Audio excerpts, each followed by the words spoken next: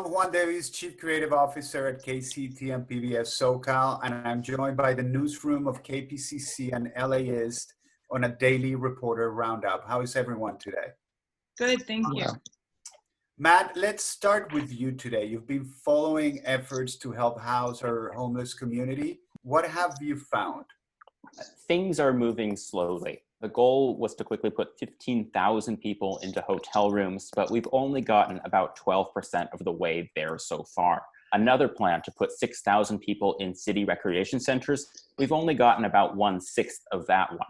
I want to give a little extra context. Both the city and county of Los Angeles are going to potentially settle a big federal lawsuit that could end up with court oversight on homelessness in Los Angeles. I've been reading court documents and interviewing those in the know, and the federal court of Judge David Carter is very interested in potentially using government-owned land that could be turned into sort of emergency refuge for homeless people right now in Southern California. I'll have a story out tomorrow on KPCC and LAist about government-sanctioned camps and about how they could become much more common in the near future.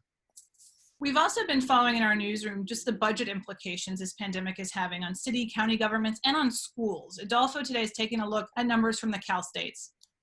So for the first time, the California State University System, which is the largest university system in the state and also the nation, revealed the tally for COVID-19 related losses, $337 million in losses. And the big chunks of that are lost income from dorms and parking, because as we all know, the colleges these days are ghost towns. Another big part was losses in nonprofits at campuses, such as university bookstores. I talked to the bookstore, the Bronco bookstore at Cal Poly Pomona. They said that typically this time of the year, they're selling a lot of diploma frames that go from $150 on up and a lot of spiritware.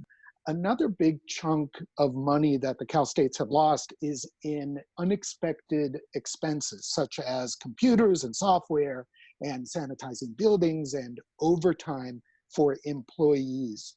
And the trustees are going to be talking about all this next Tuesday at their meeting.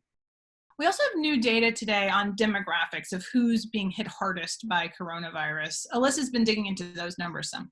Yeah, so in mid-April, the County Board of Supervisors wanted to understand why some communities like Latinos and African Americans were more impacted by COVID-19 than other communities. So they directed the county's health department to take a deeper dive into the data and crunch more numbers. The coroner's office also took part in it. The report was recently released and presented to the board. It shows that Native Hawaiian and other Pacific Islanders, as well as Latino African Americans, had higher rates of the virus, as well as deaths related to COVID-19.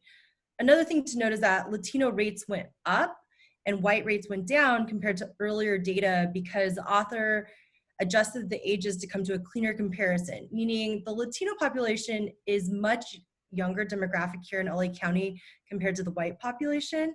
So the report also includes recommendations like increased testing in impacted communities, working with community organizations to provide culturally relevant information on the virus, and to make sure that community voices are at the table when they're making decisions. And finally today, Aaron continues to monitor, as we are speaking, city council discussions about housing and renter protections. Yeah, so today the city council is debating an item that would let tenants sue their landlords when the landlord violates eviction protections. That means the tenant could take their landlord to civil court and potentially get $10,000 per violation of these eviction protections. That number goes up to $15,000 if the tenant is elderly or disabled. In LA, these protections, as they've been enacted during the pandemic, mean that landlords cannot evict tenants if tenants are unable to pay for COVID-19 related reasons. We heard during public comment from landlord groups and individual landlords who are very fiercely opposed to this. They say it would invite frivolous lawsuits.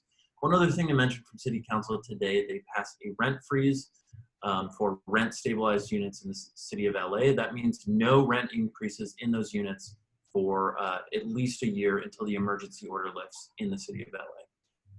Well, thank you so much to all of you at the KPCC and LAist newsroom. And thank you for tuning in. Take care of yourself, take care of your family, and we will see you tomorrow. Thank you.